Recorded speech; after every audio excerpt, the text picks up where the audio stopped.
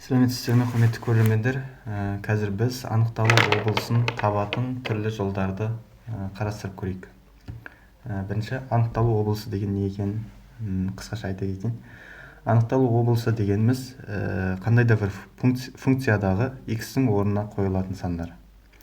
Мысалға, бізге 2x қосылған 3 деген сандар берілсін. Бұл жерде біз x-тің орнына қандай сандарды қоя аламыз?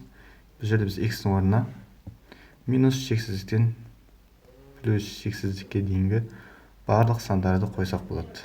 Яғни бізде сол аралықта функциямыздың мәні болады. Енді тағы да бізде анықталу облысын табудың басқа да өрнектерде түрлі жолдары бар. Бірінші мысал болса, екінші мысалда былай. Біздің функциямыз y тең x-те 1 болсын. Бұл жерде енді біз x-тің орнына қандай сандарды қоя алмаймыз.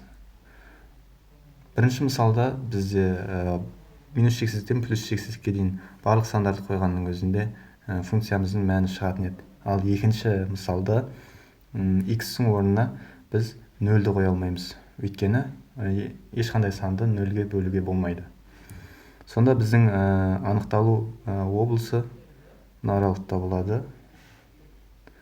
D деп белгілейік. Анықталу облысы осындай әріппен белгіленеді. y сонда минус шексіздіктен 0-ге дейін, 0-ден плюс шексіздікке дейін. Яғни бізде 0-ден басқа барлық сандарды осы x-тің орнына қоюға болады екен. Және де келесі үшінші мысал.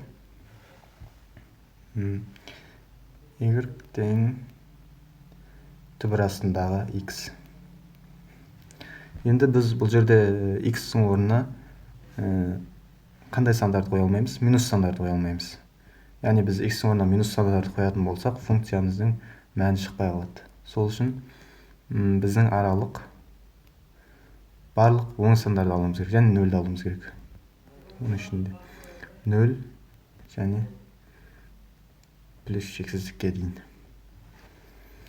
Енді төртінші мысал. Төртінші мысалда бізге былай болып берілсе. y тең 1 бөлінген x минус 2. Бұл жерде енді жаңағыдай.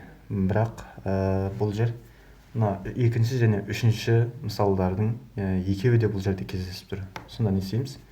Бізге біріншіден x минус 2 дегеніміз тең болмауы керек 0-ге. Және x минус 2 деген өрнекте минустан шықпау керек. Яғни ол 0-ден үлкен немесе тең болу керек.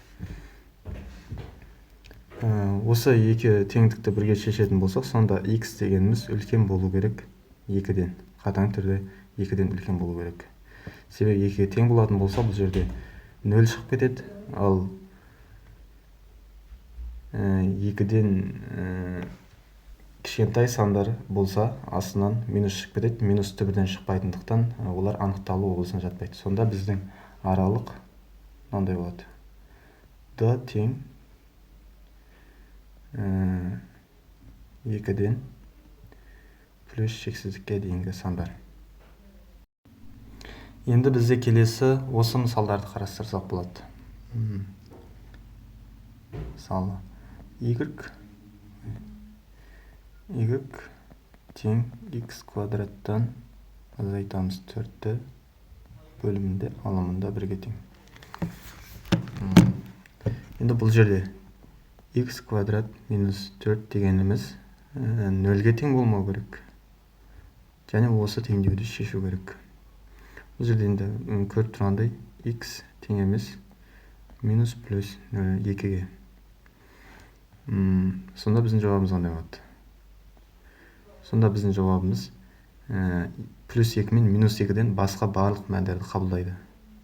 Анықталу облысы сол аралықта болады. Яғни минус шексіздіктен минус 2-ге дейін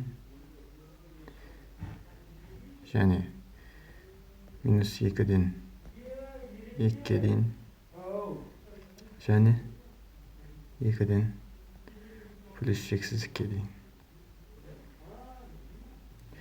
Егер сіздерге бұлай ойша көру қиынырақ болса, бұлай сызып көрсеңіздер болады. Бізде осылай минус 2-ні қабылдамады және плюс 2-ні қабылдамады. Осылардан басқа барлық мәндерді анықталу облысы қабылдап тұр. Осы жерде мынау аралық минус шексіздіктен минус 2-ге дейін, минус 2-ден плюс 2-ге дейін, бұлар қатаң жақшада. Одан кейін 2-ден плюс шексіздікке дейін аралықта анықталу облысы болады екен. Келесі. Бізде келесі мысал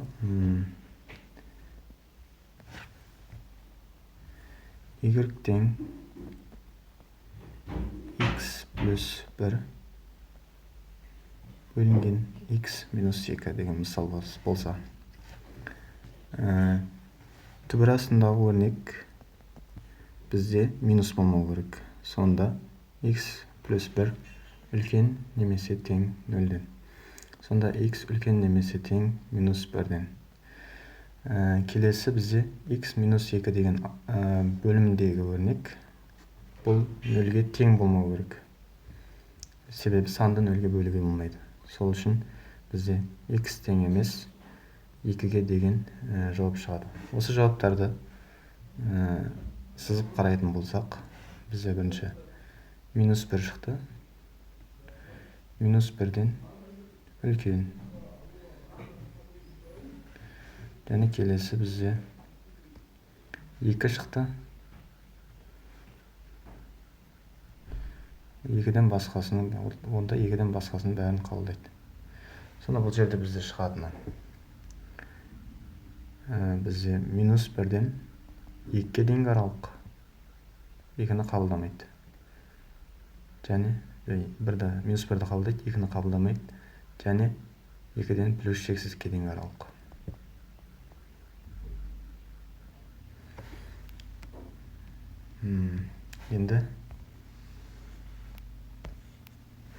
Енді біз келесі мынандай мысалдарды қарастырайық. Бірінші мынандай болсын. Y тең арк синус 2x минус 1 деген. Енді бізде арк синуста мына жерге қандай өрнектерді, мына жерге қандай мәндер аралығын қоюға болады. Біз бұл жерге минус 1 мен плюс 1-ның арасындағы сандарды қоя аламыз. Неге? Өйткені синустың мәндері минус 1 мен плюс 1-дің аралығында шығып отырады. Одан үлкен сан болмайды.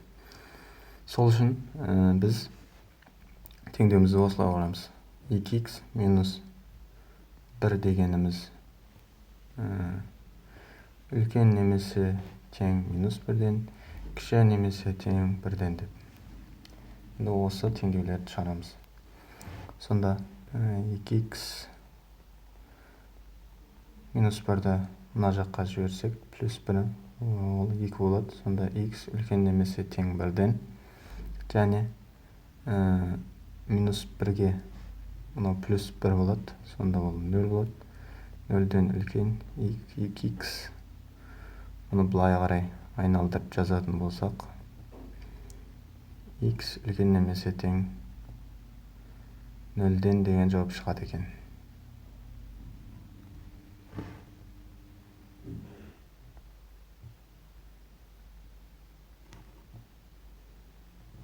Енді осыларды координаталар жүйесіне салып көрейік. Міне мұнау 1-ден 1-ді қабылдайды, мына жаққа қарай кетеді.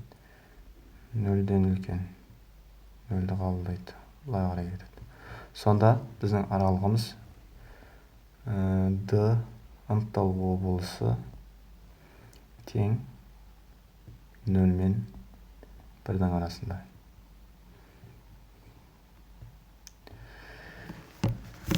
яғни түсінгеніміз бойынша анықталу облысы дегеніміз ол мұндағы функцияда x-тің орнына мән беріп қоя алатын сандарымыз. Рахмет, қателіктер болса кешірім сұраймын. Сау болыңыздар. Соңына дейін көргендеріңізге тағы да рахмет.